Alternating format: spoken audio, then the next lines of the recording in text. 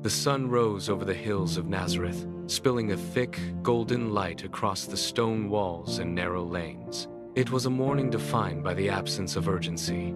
Dust motes danced in the shafts of warmth that cut through the cool air. Mary moved along the primary path that wound through the heart of the village. Her pace was steady, rhythmic. Every footfall on the packed earth sent up a faint, dry haze that caught the light. To the east, the fields were already stirring with the sounds of early labor. But here, the silence held a heavy, peaceful weight. She navigated the familiar turns, passing the low-slung dwellings where the scent of baking bread and wood smoke began to drift. The village felt suspended in a moment of perfect stillness, untouched by the noise of the wider world beyond the ridges. There was no wind, only the steady, rising heat of the sun as it climbed higher, turning the sky into a pale, clear blue. The path widened as she approached the communal well, where the stone rim was slick with spilled water. Eli stood there, his back bent under the weight of a water jar that had cracked along its side. He was staring at the fracture, his hands resting on his hips, clearly frustrated by the morning setback. Mary slowed her pace, the basket on her arm shifting as she reached the edge of the clearing. She stopped beside him, the dust settling around her sandals. Without a word, she reached into her basket and pulled out a small, heavy bundle of grain. Eli looked up, his brow furrowing before he saw the offering. He took the bundle, the weight of it pulling his hand down slightly. He nodded, a slow, genuine smile breaking across his face. Mary waited until he had tucked the grain securely into his belt. The exchange was complete. She turned back toward the path, leaving him by the well, her stride steady and unhurried. The scent of cedar and sawdust grew stronger as Mary reached the edge of the carpenter's workshop. Joseph stood in the open doorway, his back to the morning light, his hands moving with rhythmic precision. A thin curl of wood fell away from the block he held, landing on the packed earth at his feet. He was carving a small horse, the blade of his tool biting into the grain with careful, measured strokes. Mary stopped a few paces away, watching the way his fingers adjusted the angle of the wood. Then, he paused, the tool resting against the wood. He turned, his face softening as he recognized her. "Good morning, Mary," he said, his voice low and steady. He held up the small horse, the surface smoothed by hours of patient work. "I thought the children might enjoy this at the festival," he added, his eyes tracing the lines of the carving. The sun dipped below the horizon, pulling the warmth from the air and leaving the village in a cool, deepening blue. Mary stepped into her room, the door clicking shut behind her. She moved to the small table, striking a flint to light the oil lamp. The flame flickered, casting long, steady shadows against the stone walls. She set the lamp down, the wick hissing softly as it caught. The day had been long, and the quiet of the night now pressed against the window frame. She walked to the center of the room, the floor cool beneath her feet, and lowered herself to her knees. She rested her hands on the edge of the wooden bed frame, her fingers tracing the grain of the wood. The room felt small, contained, and entirely her own. She closed her eyes, blocking out the lingering sounds. The silence was absolute. She leaned forward, her breath hitching slightly as she gathered her thoughts. "Watch over Joseph," she whispered, her voice barely audible in the stillness, "and guide us in your ways." She remained there, kneeling on the packed earth, her hands clasped tightly. The prayer had barely left her lips when the air in the room changed. It grew heavy, charged with a sudden, sharp static. The oil lamp on the table did not flicker. It simply vanished, swallowed by a brilliance that poured through the walls. It was not the soft glow of dawn or the harsh glare of noon, but a white, piercing intensity that seemed to possess weight. Mary gasped, her hands flying up to shield her face as the light surged, turning the stone walls into translucent sheets of fire. She scrambled backward, her heels scraping against the packed earth floor, her breath catching in her throat. The light pulsed, vibrating through the floorboards and rattling the wooden latch on the door. Then, as quickly as it had erupted, the intensity focused. A figure coalesced in the center of the room. The light did not fade, but it stopped burning, settling into a steady golden radiance. The messenger stood before her. The figure did not move, yet his voice resonated through the stone, as if he were standing directly beside her. "Do not be afraid, Mary," the messenger declared, the words cutting through the residual hum of the light. She gripped her elbows, her knuckles turning white, trying to anchor herself to the floor. "You will conceive and give birth to a son," he continued, his tone devoid of doubt. "And you are to call him Jesus." The air in the room grew dense, pressing against her chest like a physical weight. Mary felt the blood drain from her face, her hands beginning to shake against her ribs. She tried to steady them, pressing her palms flat against her sides, but the tremors intensified, rattling her frame. The prophecy hung in the space between them, a tangible, heavy truth that demanded everything she had. She looked up, her eyes wide, searching for a way to reconcile the impossible request with the small, familiar room around her. Her breath came in short, jagged bursts, each one catching in her throat. The messenger watched her, his expression unchanging, waiting for the shock to settle into understanding. Mary looked down at her own hands, still trembling uncontrollably, and realized the path before her had shifted irrevocably. Mary pushed her palms against her thighs, forcing her trembling fingers to lock into place. She stared at the messenger, her voice barely a whisper as she asked, "How can this be?" The air in the room seemed to vibrate as Gabriel spoke of the Holy Spirit and the miracle of Elizabeth, his words weaving a logic that defied the physical world. Mary listened, her eyes tracking the steady, golden light that still clung to the stone walls. She did not look away. She did not retreat. She stood in the center of the room, her feet planted firmly on the cold earth, and felt the last remnants of her own plans dissolve. The weight of the prophecy was no longer a burden. It was a path. She took a slow, deep breath, her chest rising and falling with a new, deliberate rhythm. She looked at the messenger, her gaze clearing, and bowed her head. The movement was slow, intentional, and final. "I am the Lord's servant," she said, her voice steady and resonant in the small space. "May everything you have said come true." As the words left her lips, the blinding intensity of the light began to recede, pulling back into the shadows until only the dim, natural moonlight remained. She stood alone in the silence.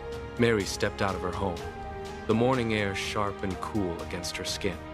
She tightened the straps of her pack, the weight settling firmly across her shoulders. The village of Nazareth fell behind her, the familiar stone walls replaced by the sprawling expanse of the open road.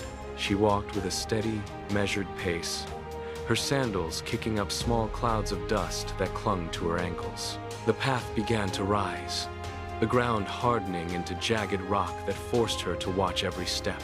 Hours bled into one another as the sun climbed, casting long, harsh shadows across the trail.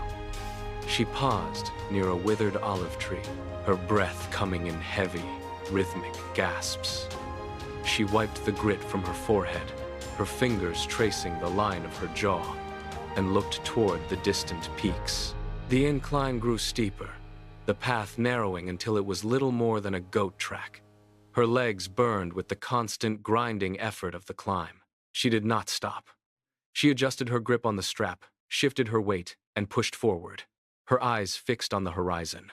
Mary crested the final ridge, the house of Elizabeth appearing as a low stone structure against the darkening sky. She stopped, her boots sinking into the loose gravel, and caught her breath. The silence of the hill country pressed against her ears. She walked to the heavy wooden door and lifted the iron latch. Before her hand could strike the wood, the door swung inward. Elizabeth stood in the frame, her eyes wide, her hands pressed against her own body. She did not speak at first, her gaze fixed on Mary. Then, Elizabeth gasped, her hands trembling as she felt a distinct, powerful movement beneath her skin. "The moment I heard your greeting, the baby within me leaped for joy," Elizabeth exclaimed, her voice cracking with sudden, raw energy. She stepped forward, ignoring the threshold, and caught Mary by the shoulders. The force of the movement pulled Mary into the cool interior, Elizabeth wrapped her arms around Mary, holding her with a grip that was both desperate and steady. Mary leaned into the embrace. The house settled into a steady, quiet rhythm. Days began with the sound of a stone pestle grinding grain against a mortar, a sharp, repetitive scrape that filled the kitchen. Mary and Elizabeth worked side by side, their movements synchronized by habit. They hauled heavy clay jars of water from the spring, the weight pulling at their shoulders, the cool dampness of the vessels soaking into their palms. They swept the dust from the stone floors, the straw broom hissing against the ground in long, sweeping arcs. Between the chores, they moved with a deliberate, careful pace. When the sun reached its peak, they sat in the shade of the portico, hands resting on their laps, watching the heat shimmer over the distant hills. There were no grand declarations, only the shared labor of keeping a home. They folded linens, the fabric rough and clean against their skin, and tended the small garden patch behind the house. As evening approached, they stood by the window, the fading light catching the dust motes in the air. They watched the horizon, the silence between them no longer heavy. Zechariah moved through the house with a quiet, measured gait. He did not speak, his presence marked only by the soft thud of his sandals against the stone floor. When he needed to convey a thought or a request, he did not raise his voice. Instead, he walked to the small wooden desk tucked into the corner of the main room. He reached for a dried reed quill and a small pot of dark ink. The women watched as he dipped the tip, the movement precise and practiced. He spread a fresh sheet of parchment across the table, smoothing the surface with his palm. The quill began to scratch against the dry material, a sharp, rhythmic sound that cut through the stillness of the room. He wrote with focus, his jaw set, his eyes tracking the flow of the ink. Once finished, he blew gently on the wet surface, the air whistling softly between his teeth.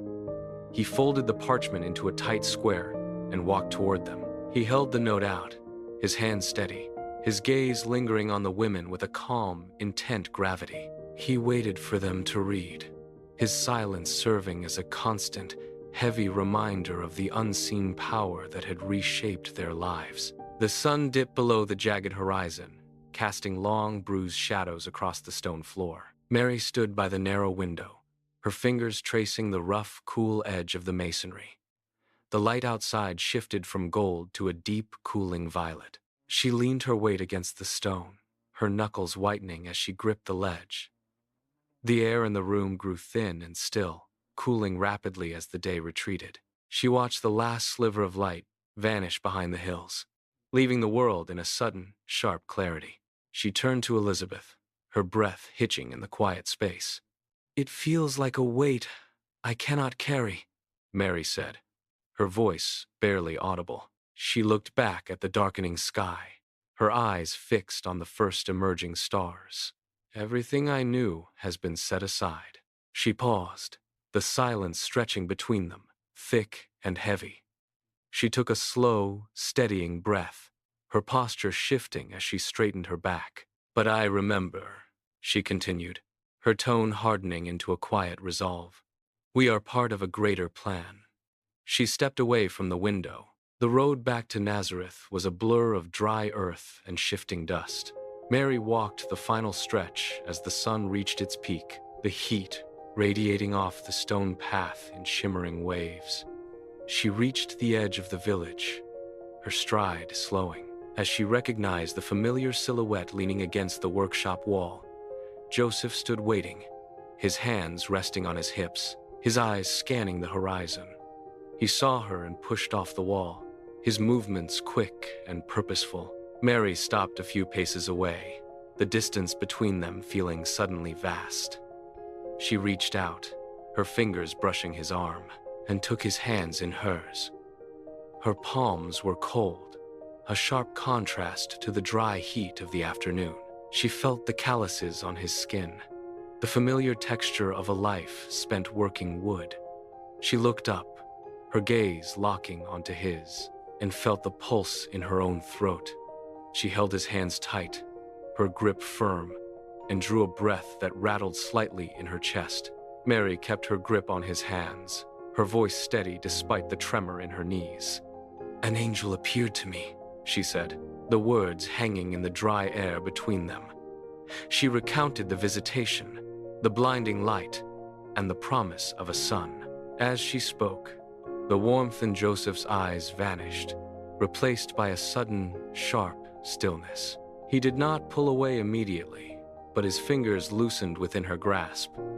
His brow furrowed, the skin bunching above his nose, as he searched her face for a sign of deception. He stepped back, his boots scuffing the packed dirt of the path. The silence that followed was absolute, broken only by the distant sound of a goat bleating in a nearby pen. Joseph looked down at his own hands, then back at her, his jaw tightening until the muscles stood out along his neck. He took another step back, his posture stiffening, the confusion etched into the lines of his face. He did not speak, but his gaze darted toward the open desert beyond the village edge. Joseph did not look back. He walked past the last mud brick houses, his boots kicking up small clouds of dust that hung in the stagnant air. He kept his eyes fixed on the horizon where the village faded into the jagged, brown expanse of the desert. The further he traveled, the more the sounds of the village dissolved into the low, rhythmic whistle of wind through rock. He reached a dune, the sand sliding beneath his weight, and climbed until his legs burned. He stopped at the summit, his chest heaving, and scanned the empty, undulating landscape. There was no path here, only the vast, indifferent stretch of stone and heat. He knelt, his knees sinking into the loose, sun-baked grit. He pressed his palms into the sand, feeling the coarse texture against his skin. He leaned forward, his forehead nearly touching the ground, his knuckles white as he gripped the earth. The sun began its slow descent, casting long, sharp shadows across the dunes. He remained motionless, his breathing ragged, as the heat bled out of the air and the first stars pricked the darkening sky. The desert night grew cold, the wind biting at his skin. Joseph remained on his knees, his eyes fixed on the shifting patterns of the sand. He did not move until the darkness above him began to fracture. A pulse of light, sharp and sudden, erupted from the horizon, cutting through the gloom like a blade. He threw his hands up, shielding his eyes as the radiance intensified, washing over the dunes in a wave of white. The sand beneath him seemed to vibrate, a low hum resonating through his palms. He gasped, his breath hitching as the light coalesced into a form that defied the emptiness of the desert. The air grew still, the wind dying instantly. He watched, his fingers trembling, as the vision manifested a sequence of clarity that silenced the questions in his mind. The doubt that had anchored him to the ground dissolved. He pushed himself upright, his legs shaking from the exertion, his gaze locked on the fading glow. The vast, indifferent sky no longer felt empty. It felt heavy with purpose. He stood tall, his hands dropping to his sides, the tension in his shoulders replaced by a sudden, sharp clarity. He turned back toward the village, his boots crunching firmly into the cooling earth, his path now set. The walk back to the village was measured and steady. Joseph moved through the narrow, winding alleys, his boots striking the packed earth with a rhythmic, heavy sound. The village was silent, the inhabitants tucked away behind thick, wooden shutters. He turned the final corner and saw her. Mary stood near the doorway, her silhouette framed by the faint glow of a dying lamp inside. She did not move as he approached, her gaze fixed on his face, searching for the change he carried. He stopped a few paces away, the distance between them shrinking until he could hear the soft intake of her breath. He reached out, his fingers brushing against her palm. Her skin was cool, trembling slightly, but he held firm, wrapping his hand around hers, with a strength that anchored them both. He looked at her, his jaw set, the lines around his eyes softening into a gaze of absolute certainty. He did not speak, but the tension that had gripped them for days vanished, replaced by a quiet, shared resolve. They stood together, two figures against the vast, starlit sky. The quiet of the morning was broken by the rhythmic thud of boots on stone. A herald stood in the village square, a heavy scroll unfurled in his grip. His voice carried across the rooftops, sharp and devoid of mercy. Caesar Augustus had issued a decree. Every soul was to return to their ancestral home for the census. The scroll snapped shut, the sound echoing like a final judgment. Joseph stood by the doorway, his fingers tightening on the rough wood of the frame. He turned to look at Mary, his jaw set against the sudden intrusion. There was no room for debate. The order was absolute. He began the work immediately, pulling heavy packs from the rafters. He gathered grain, a skin of water, and thick blankets, his movements efficient. Mary moved through the small room, gathering the few belongings. She folded the linen, her hands steady despite the sudden weight of the news. They did not speak. The urgency of the moment left no room for words. Joseph secured the final strap on the pack. He held the door open, waiting. Mary stepped out, and together they turned their backs on the home. The road stretched ahead, a ribbon of cracked earth winding through the hills. Day 1 began with steady strides, but by day 3, the rhythm had slowed.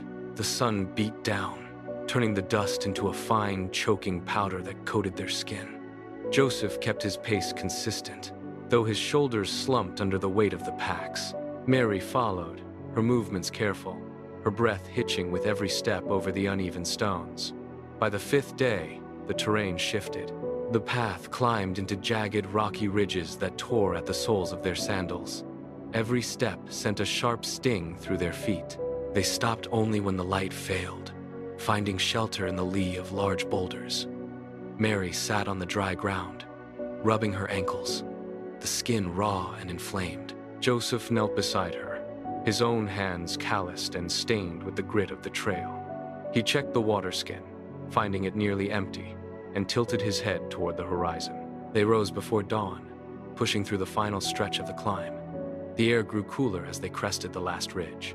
Below them, the gates of Bethlehem emerged from the haze, surrounded by a sea of travelers. The city was packed, the walls teeming with people. The gate was a bottleneck of shouting voices and jostling bodies. Joseph moved forward, his hand firmly on Mary's arm, guiding her through the press of travelers. They reached the heavy timber door of the first inn, the wood scarred and dark with age. Light spilled from the interior, casting a warm, inviting glow onto the street. Joseph knocked, the sound dull against the thick grain. A man appeared, his face etched with the fatigue of a dozen shifts. He held a ledger in one hand, his eyes scanning the crowd behind them rather than the couple standing at his threshold. Joseph stepped forward, his voice strained from the long days on the road. He began to speak, but the man held up a hand, stopping him before the first sentence could finish. The innkeeper shook his head, his gaze already shifting away. "Full," he muttered, the word flat and final. He stepped back, his boot catching the edge of the door. With a sharp, jarring scrape, he pulled the heavy wood toward him. The gap narrowed, the light vanishing in a sliver, until the door slammed shut with a final echoing thud. The vibration traveled through the stone threshold, leaving them standing in the sudden, biting chill of the night air. The street noise continued, indifferent. They moved deeper into the labyrinth of the city. Every street was a wall of noise, every doorway a potential shelter that turned into a dead end. Joseph led the way, his knuckles white as he reached for the next handle. The pattern became a blur of rejection. A heavy oak door groaned open, only to be met with a sharp, dismissive wave of a hand. The wood swung shut before Joseph could even finish his plea. They turned, walking faster, their boots scraping against the uneven cobblestones. At the third inn, a man did not even look up from his ledger, simply pointing to a sign that read, "No vacancy," while he slid the bolt into place. The sound of the latch clicking home echoed in the narrow alley. Mary leaned against the cold stone of the wall, her breath coming in shallow, ragged bursts. Her hands pressed against her side, her face pale in the flickering torchlight. Joseph tried one more time, his voice cracking. But the innkeeper simply gestured to the overflowing courtyard and pulled the door tight. The wood hit the frame, with a finality that vibrated through the ground. They stood in the shadow of the closing doors, the city around them, oblivious to their struggle. The final door slammed, the sound echoing against the narrow walls of the alley. Joseph stood motionless, his hand still hovering where the latch had been. The street was silent now, the crowd having moved on to warmer corners. Mary shifted her weight, her breathing heavy and uneven. She looked at the cobblestones, then back at the dark, imposing facade of the inn. A man stepped out from the shadows of a nearby archway, his movements slow and deliberate. He held a small lantern that cast long, flickering shapes against the stone. He stopped a few paces away, his gaze shifting between them. He did not speak at first, his eyes lingering on the exhaustion etched into their faces. He raised a hand, pointing a calloused finger toward the edge of the city, where the buildings gave way to open, dark fields.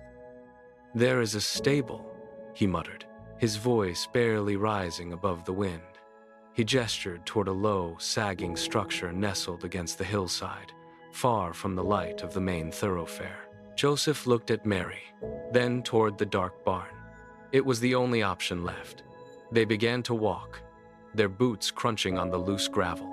The barn door groaned on its hinges, a harsh, metallic protest that shattered the silence of the hillside. Joseph pushed against the wood, his shoulders straining until the latch finally gave way. They stepped inside. The air was thick, heavy with the scent of damp earth, dried hay, and the restless shifting of animals. It was a suffocating contrast to the cold, open night they had just left behind. Shadows stretched long and jagged across the stone walls. Joseph moved to the center of the space, his boots sinking into the uneven floor. He began to work, his hands sweeping across the ground to clear a patch of straw. The dry stalks rustled loudly, a frantic, scratching sound that seemed too large for the small room. He pushed the debris aside, piling it against the base of the wall. The ground beneath was cold and hard, a stark, unyielding foundation for what was to come. He stood for a moment, listening to the rhythmic breathing of the livestock nearby. There was no comfort here, only the raw, biting truth of their isolation.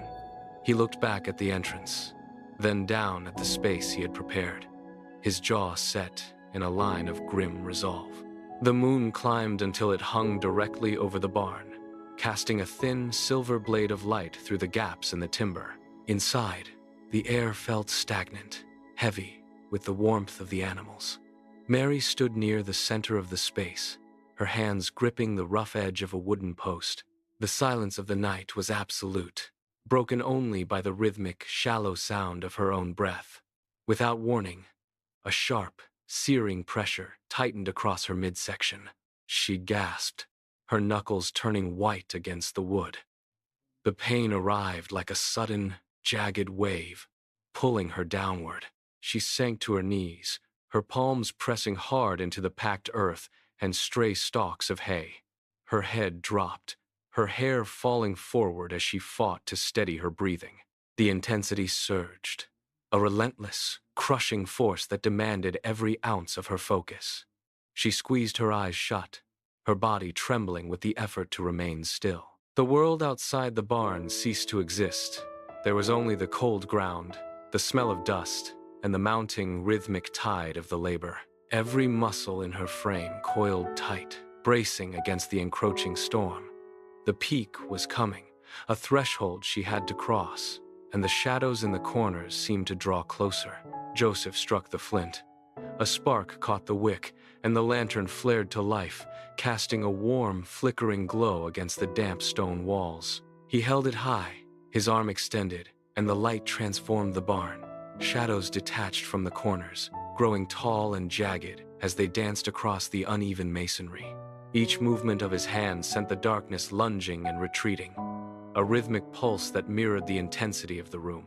He stepped closer to Mary, his boots crunching on the straw as he lowered the lantern to illuminate the space beside her. He knelt, his shadow looming large behind him, a dark silhouette against the rough-hewn rock.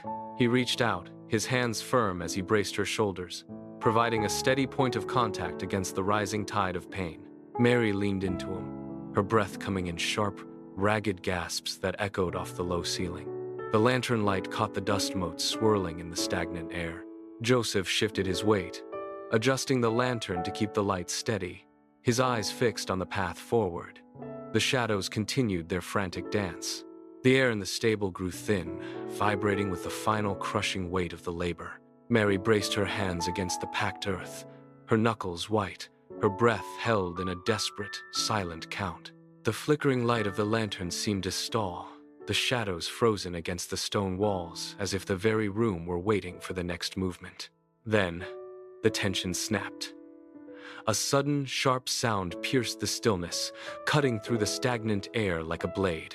It was a cry, thin and high, rising instantly to fill every corner of the barn. The sound echoed off the low, timbered ceiling, drowning out the distant rustle of the animals and the heavy, rhythmic thrum of the night. The atmosphere shifted in an instant. The heavy, labored breathing that had dominated the space vanished, replaced by the ringing clarity of that first, defiant breath. The struggle had reached its end, leaving behind a silence that felt entirely new, heavy with the weight of the arrival. Mary reached out, her hands shaking as she pulled the infant toward her. The linen cloths lay ready on the straw, their texture rough against her fingertips. She moved with deliberate, careful precision, unfolding the fabric to create a soft, protective layer. She lifted the child, supporting the head with one palm, and began the slow process of wrapping. The linen pulled taut, securing the small form against the chill of the barn. Her touch was steady now, every fold of the cloth placed with intentional grace. She smoothed the edges, tucking the fabric firmly to ensure warmth. Once secured, she turned toward the wooden manger. The structure stood low and sturdy, filled with clean, dry straw that rustled under her weight. She leaned over the edge, her arms extended, and lowered the infant into the hollowed wood. The child settled into the center, the straw shifting to cradle the weight. Mary withdrew her hands slowly, watching the infant for a moment, her breath hitching in the quiet.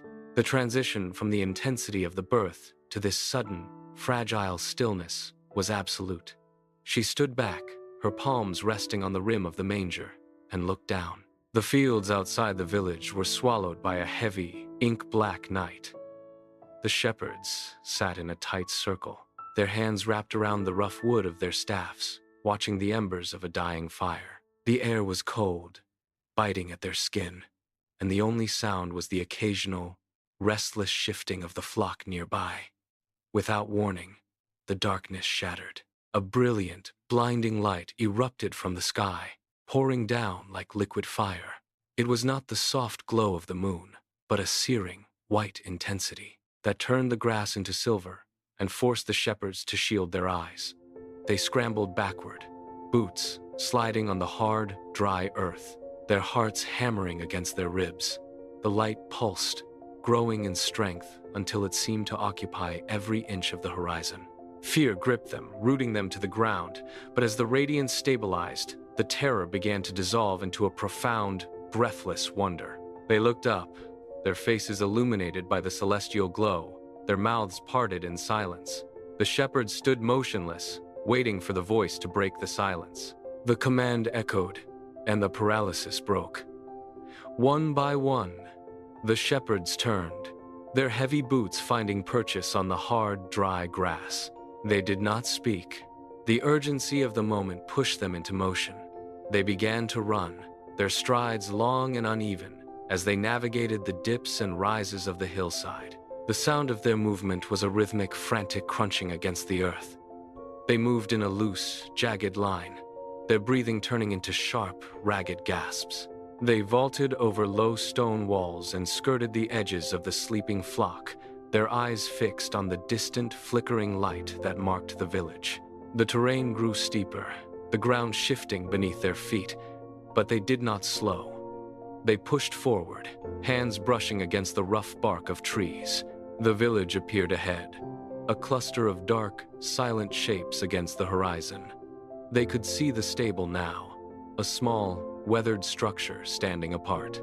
The shepherds accelerated, their pace quickening as the distance closed. They were no longer walking. They were charging, their bodies leaning into the incline. They reached the edge of the village, their boots striking the packed dirt path, and slowed only as the structure loomed directly before them.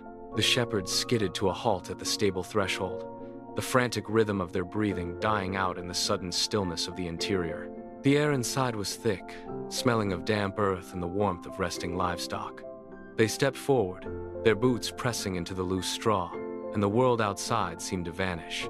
In the center of the space, the manger stood, illuminated by a steady, soft glow. The shepherds stopped, their shoulders dropping as the urgency of the journey gave way to a profound, heavy silence. One by one, they moved closer, their movements slow and measured. They lowered themselves to the ground, knees sinking into the straw until they were kneeling on the floor. The man in the lead reached into a pouch and drew out a bundle of raw, unwashed wool, placing it gently on the edge of the manger. Another followed, setting down a small, circular loaf of dry bread. They did not speak. They did not look at each other. Their focus was entirely on the manger, their hands resting on their thighs, their heads bowed. The only sound was the shallow, rhythmic breathing of the animals nearby. They remained there, motionless, their presence a quiet testament to the moment. The tension of the long race had completely evaporated, replaced by a deep, unwavering reverence. Inside the stable, the silence deepened, a heavy and holy stillness that seemed to anchor the very earth. Then, a subtle change rippled through the air. The shadows against the stone walls began to retreat, pushed back by a growing golden luminescence. Outside, the night sky underwent a transformation. Directly above the stable, a single point of light ignited, sharper and brighter than any celestial body before it. It was not a steady glow, but a rhythmic pulse, expanding and contracting like a slow, steady heartbeat. The light spilled across the fields, turning the dry grass into shimmering silver and casting long, clear shadows that stretched toward the horizon. It cut through the thick darkness of the night, a beacon that demanded attention. The air around the stable grew vibrant, charged with a sudden, electric clarity. This was no ordinary light. It possessed a weight, a presence that seemed to vibrate against the skin. It pulsed again, a brilliant, blinding flare that illuminated the entire valley. The star held its position, fixed and unwavering, a silent herald marking the arrival of a new era.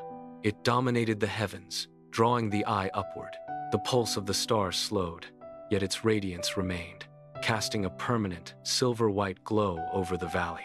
The wind that had been stirring the dry grass earlier vanished, leaving the air perfectly still. Not a leaf moved, not a branch creaked. Even the distant, nocturnal sounds of the hills, the rustle of small creatures, and the low hum of insects faded into nothingness. The entire landscape seemed to freeze, caught in the grip of an immense, unseen gravity. The light from above seeped into the soil, turning the dust into fine, glowing powder. It touched the stone walls of the stable, softening their rough edges until they appeared to shimmer. Across the fields, the shadows remained fixed, unable to retreat or advance. The world was suspended. It was as if the earth itself had ceased its rotation to witness the quiet reality of the moment. No one spoke, no one moved. The silence was not empty. It was heavy, filled with the weight of a long-awaited change. Every blade of grass, every stone, and every distant tree stood in perfect, expectant alignment. The brilliant light began to soften, its sharp edges diffusing into a warm, amber glow that seeped deep into the straw and stone of the stable. It was no longer a beacon from the heavens, but a presence rooted in the earth itself. The tension that had gripped the landscape slowly dissipated, replaced by a profound, steady resonance. Where the light touched the ground, the dust settled, and the air lost its electric charge, becoming still and calm. The promise was no longer a distant hope. It was a tangible reality, anchored in the humble corner of the world. The star above dimmed, its rhythmic pulse fading into a constant, gentle radiance that bathed the fields in peace. Across the valley, The silence of the night shifted from expectant to fulfilled. The shadows began to lengthen naturally, no longer held in place by the celestial event as the world resumed its slow, rhythmic turn. The stable stood as the center of this new gravity, a singular point of origin for the hope now spreading across the land. Every stone of the structure, every thread of the linen, and every breath taken within those walls carried the weight of the fulfilled promise. The final echoes of the night faded into the approaching dawn. A thin line of pale light appeared along the eastern horizon, touching the tops of the hills and casting long, soft shadows across the valley floor. The stable remained, a small, dark shape against the brightening sky. Inside, the straw lay undisturbed. Outside, the grass began to stir as the morning breeze returned, carrying the scent of damp earth and the first waking sounds of the world. The star above had vanished, yet the light it left behind seemed to linger in the clarity of the morning air. The cycle of the day resumed, but the ground beneath the stable held a new stillness. Life moved forward, step by step, across the fields and along the dusty paths. The event had passed, leaving behind a quiet, permanent change that rippled outward into the waking world. The promise was kept, and the day began.